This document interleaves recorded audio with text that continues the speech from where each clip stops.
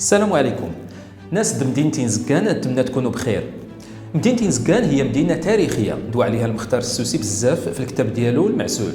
هي معروفة بقصبة القايد الكسيمي وبالمدينة القديمة وبالملاح وأسايس وبثانوية عبد الله بن ياسين وبالفرق الموسيقية وبكثرة الأسواق التجارية.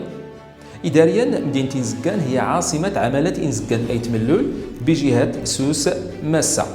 هي مدينة صغيرة مساحتها ما كتعداش 14 كيلومتر مربع. الرئيس ديالها الحالي هو السيد رشيد المعيفي.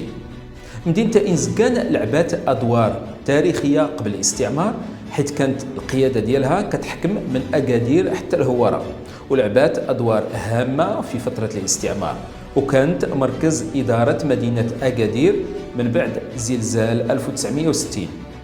مدينة زكان معروفة بكونها سوق كبير كيمول الأسواق المغربية والإفريقية بالخضر والفواكه، وبها وحدة من أكبر المحطات الطرقية بالمغرب والأولى بالوسط وبالجنوب. خرجت مدينة زكان أطر وطاقات وطنية وعالمية، استقبلت المهاجرين من جميع المدن، أعطت الكثير للمنطقة، لكن ولادها والمهاجرين اللي جاوا لها ما كبروش بها للأسف. بالتالي فما تزال هذه المدينة كتعاني من عدة إكراهات وإشكالات بنيوية وهيكلية.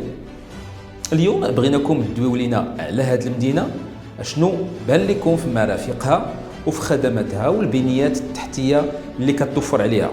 دويو لينا على تاريخ المدينة وعلى الثقافة ديالها، ودويو لينا على مشاكلها وكيفاش بغيتوا تشوفوها مستقبلا في السنوات المقبلة. تحياتي والسلام عليكم ورحمة الله. شاركوا الفيديو مع الأصحاب ديالكم، تكلمونا على مدينتكم وتفاعلوا معنا من خلال إرسال تعليق، صورة أو فيديو.